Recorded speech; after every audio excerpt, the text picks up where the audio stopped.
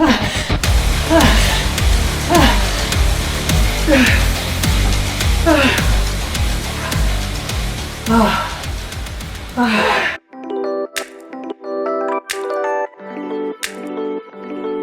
afternoon. Welcome to the channel and another ultra cycling related video. If you're subscribed already, thanks for coming back. And if you're new, I'm Andy. I'm an ultra cyclist on the south coast of the UK, and the videos I make are about ultra training and adventures. In some of the videos I've put out recently, I've talked about an 8-week training plan I've been following to build my base fitness and my FTP as much as I possibly could. And it's gone really well, better than I hoped for. In this video, I'll give you the bare bones of exactly how I went about it and why I think anybody can achieve quite a substantial growth in FTP and base fitness in a pretty short space of time. If you have endurance goals of your own, then subscribe, follow along. Anything I pick up and learn, I'll put out and share in these videos. So to give a little bit of background, 2023 was my most successful year to date in terms of growing my fitness, and I think anybody can achieve pretty similar growth by following the same simple training plan and processes. So I'll get straight into the numbers and break it down into short term and long term. Short term being the 8-week training plan I just finished. The FTP increase really happened during that 8 weeks. Longer term, the watts per kilo increase, and that started around last April when I first started cutting weight. So the 8-week plan I followed was actually 2 4-week blocks. The way I went about it was to do an FTP test. In my case, I did a ramp test at the very start to work out what my baseline was. My FTP at that point was 270 watts. I then follow a 4-week training plan, and at the start of the next 4-week block, do another ramp test to see where I was off the back of the first 4 weeks, increase my zones and try and squeeze out as much of an FTP increase as I possibly could. So during that 8-week training block, my FTP increased from 270 watts up to 303 watts. That's pretty good in my books, more than a 12% increase in 8 weeks. On a more longer term basis, my watts per kilo increased by quite a dramatic amount as well, from 3.3 to 4.3. That's more than 30% since April. I'm just a regular guy, still have a full-time job and a partner, a life outside of ultra cycling, so there's a real balance to be struck between building fatigue and training and spending hours out on the road and still having a life. This training plan I found was pretty efficient, quite a small number of hours per week and a pretty good yield in terms of fitness. So I mentioned before, the process is pretty straightforward and the training plan was pretty simple, but by no means easy. You've still got to put in hard work and graft for the results, but it's just very efficient. You may not have 8 months for the full end-to-end result that I'm about to describe, but even in 8 weeks, a 12% increase in FTP is pretty substantial, which gives plenty of time for your A event of 2024 to get some quality based training in the first few months, and then start looking at some specific training for whatever event it is that you've got in mind. So without further ado, I'll go through the training plan I followed for the last 8 weeks and the steps involved in executing it as best as I possibly could.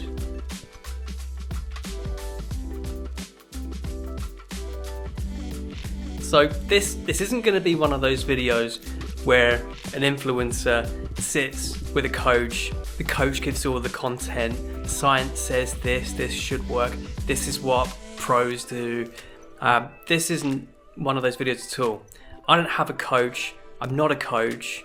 This is just what I've learned, what worked for me as a regular guy to get a substantial increase. I've just done it and have living proof that it works. There are several aspects I think are most important to making sure a training plan is successful. I'll go through them one by one. There'll be lots of others that are important. I'm not saying these are the only steps you need to follow or that I followed, because they're not, but they're the things that I think are most crucial.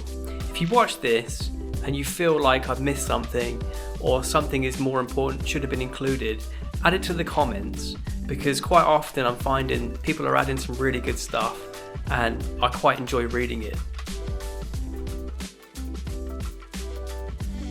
The first aspect I'll talk about, numbers. I don't think you can reliably train without accurate numbers to work from. You can use relative perceived effort, you can use just heart rate data. Power data is most accurate to know that you've definitely made an increase in your fitness. There's not really enough time in this video to go into the ins and outs of all different methodologies, but it's known that there are conditions where heart rate data and relative perceived effort can be inaccurate. Power data is always accurate. So in my case, it's really important to start with a baseline FTP to work from so that my power zones and my training zones are accurate. I personally use Zwift. It works for me. Pretty simple workouts.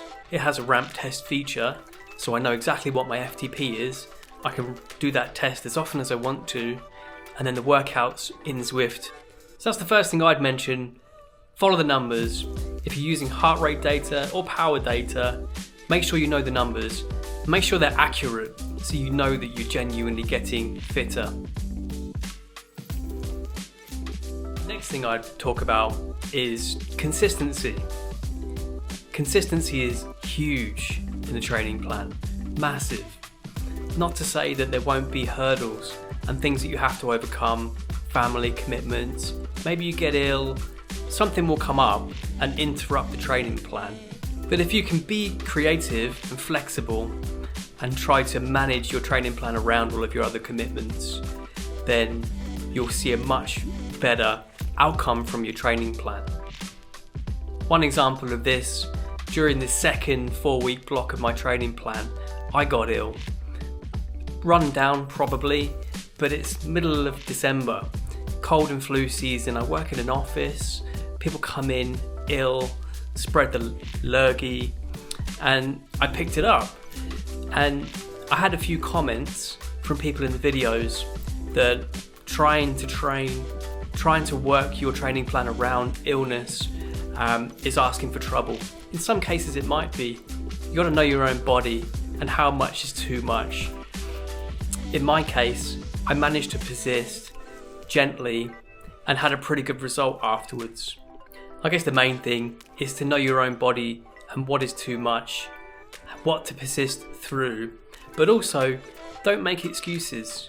And I don't mean be hard on yourself either, but if you feel deep down like you're making excuses to not train, then that will have a very negative impact on the outcome of your training plan. I do think people should be kind to themselves, not put themselves through the ringer unnecessarily. But if I felt like I was making excuses to not get through my workouts and it had a negative impact on the outcome of my training plan, I'd be pretty disappointed in myself. So consistency, that'll lead nicely into the next one. For me, it's really important to be honest. To be honest with what you can really achieve and be honest in your workouts. If I got through to the end of my ramp test and I felt like I could have pushed harder, then I know that my entire training plan is based on power zones that are too low. So the potential for growth is much lower. Then into your workouts throughout the training plan, there'll be points where you feel like you cannot go on. The start of those workouts feel completely different to the last 5-10 minutes, and you may fail. You may not get all the way through that you should, but it doesn't always work out that way. If you get to the point you fail, you can't get to the end of your workout, it's really important to know that you pushed as hard as you possibly could. If you get to the point of failure, you've stopped, the workout's finished, and then you think to yourself afterwards, could I have pushed a bit further?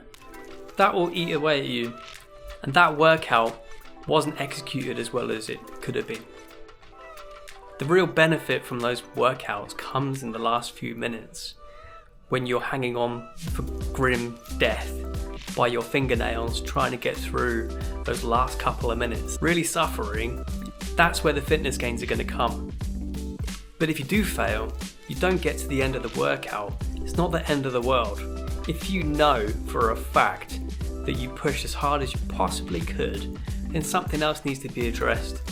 Go through the obvious ones: nutrition, rest, training zones being set correctly, because something probably isn't quite right. But if you feel like you could have pushed a little bit harder, just save that as motivation for the next workout. Another really important aspect is fueling. And I don't mean necessarily your diet throughout the whole plan, but fueling your workouts. For me, I've struggled every so often with getting the balance right. Eating too much, too close to the workout, you feel like you've got a breeze block in your stomach, you can't get through the efforts. There's just no way your body's focused on processing all that food. But if you eat too little and you bonk halfway through an hour-long training session, then you know you got it wrong. For me, I just make sure that I have something like a bagel with peanut butter. That's pretty good, about 2 hours before I train. That works for me, and then I go in with the right amount of energy and I don't have that stodged up feeling in my stomach, and I get through the workout just fine.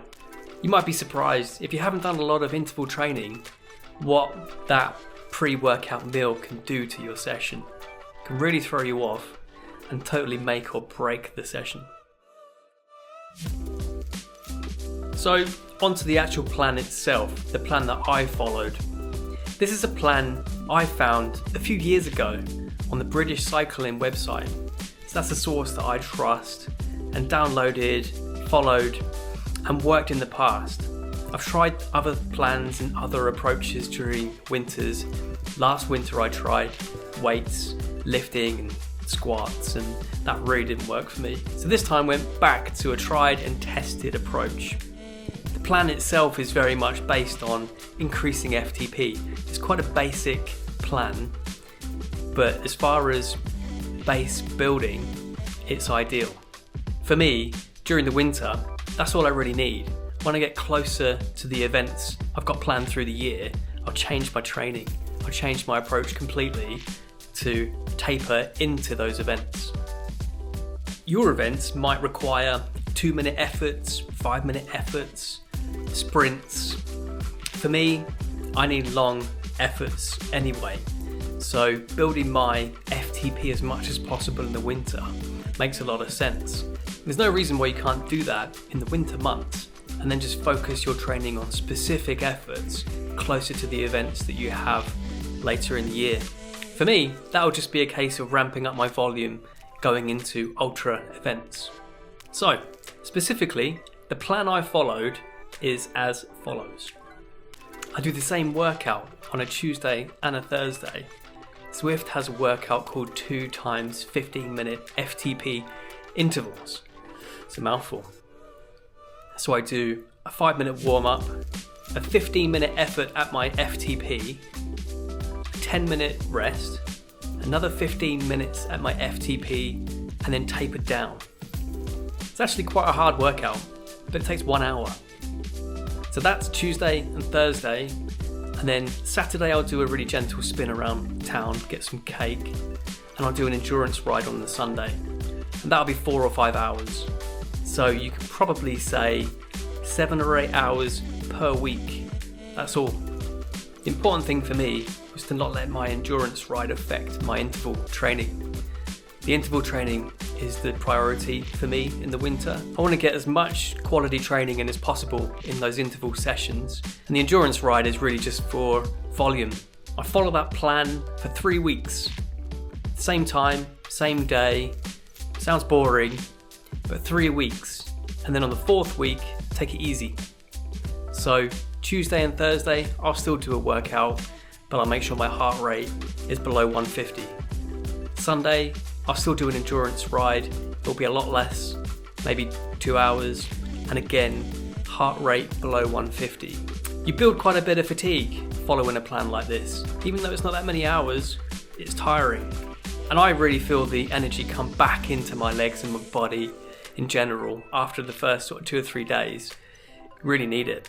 So in the past, with a training plan like this, I've done FTP tests and ramp tests every 2 or 3 months. This time though, I wanted to do an FTP test or ramp test at the start of every 4-week block. I went from 270 at the start.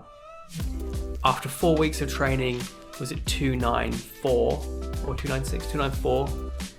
And then after another 4-week training, hit 303. Doesn't give you a huge amount of time to get on top of the zones and really feel good in the training. It keeps the pressure on and it keeps bumping your zones up, but they're appropriate to your fitness level. That's the main thing. So once again, this is what I did. This is the process I followed and worked for me. I don't see any reason why anybody else following the same process wouldn't see a similar result. I won't say that there aren't things that could be added to make it even more effective, but pretty happy with what I achieved. And the plan now will be just to carry on doing more of the same. Now on to the more longer term aspect, which was the watts per kilo increase. Again, a pretty substantial increase. I started this process in April and we're now at the end of December. So it's about 8 months, but I don't think that's that long really for a 30% increase in power output. So my watts per kilo in April was 3.3. Not too bad, but I came out of a winter trying a different training plan, a different approach, and actually lost power. I didn't do much interval training.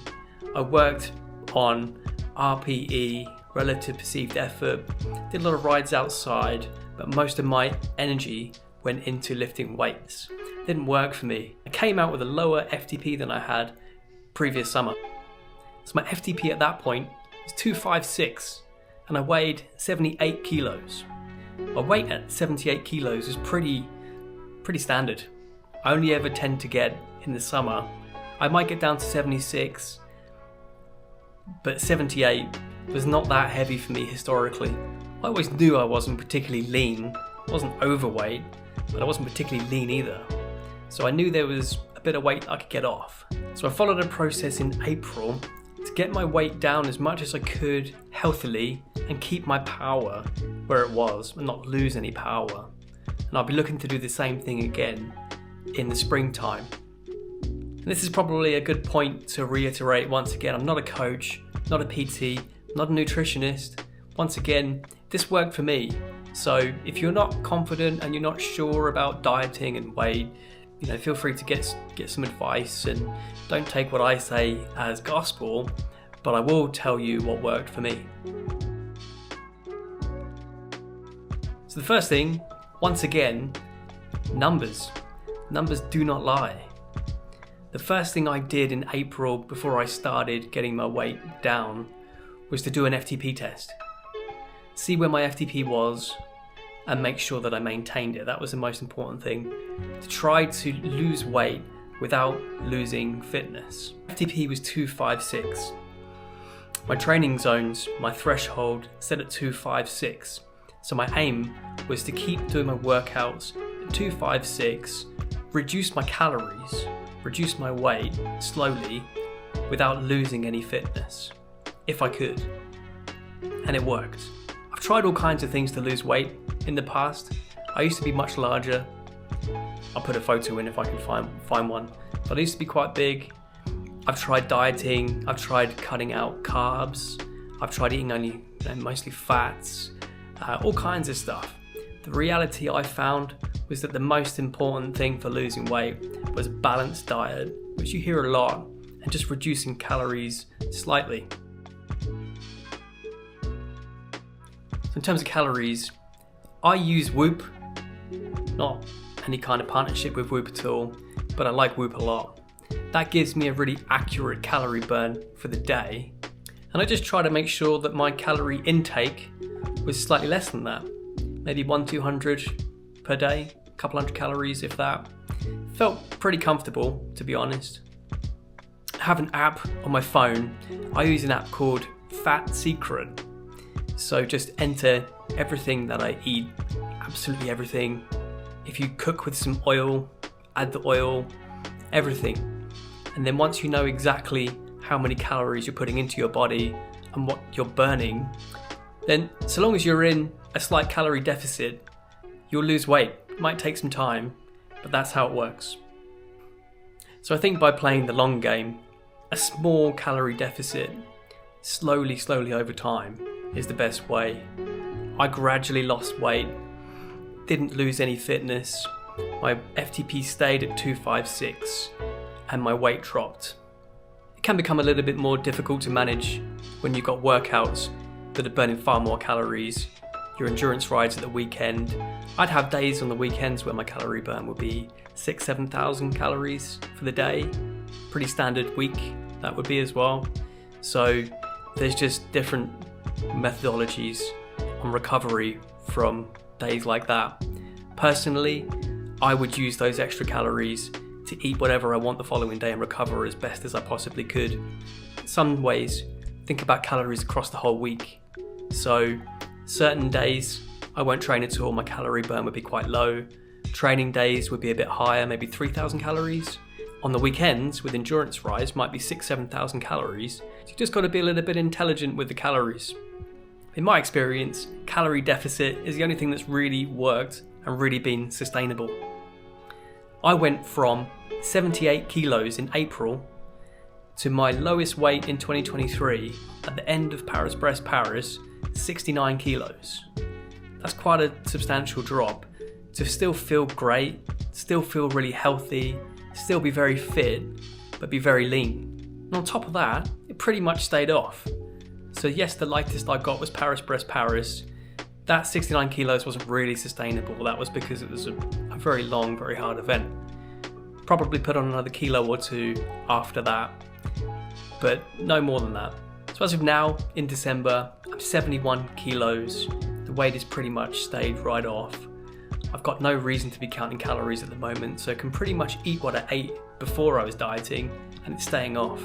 But once we get to February, March, I'll probably start calorie counting again, see what FTP I manage to get to by then, keep that if I can, and get the weight down slightly.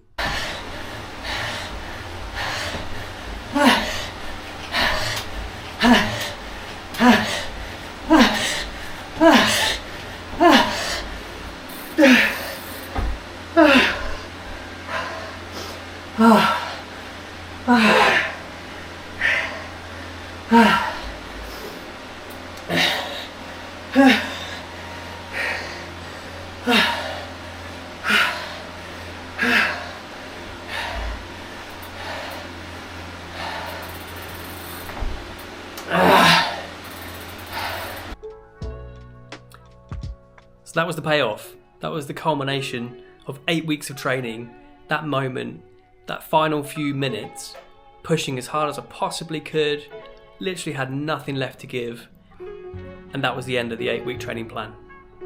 That's 303 watts at 71 kilos and a 4.3 watt per kilo. I'm sure lots of people will watch this and say those numbers aren't fantastic. That's not a very high FTP. For me, it's the fittest I've ever been. I'm really happy with it. And remember, there's always a bigger fish. That's how I achieved quite a substantial growth in the last 8 weeks. So I hope that's given some food for thought in your own training plan and whatever you've got coming up in 2024. That's enough waffle from me, I'll get off. But if there's anything you think I could have added, let me know in the comments. It'd be good to hear from you. So that's the end of the video. I'll see you on the road.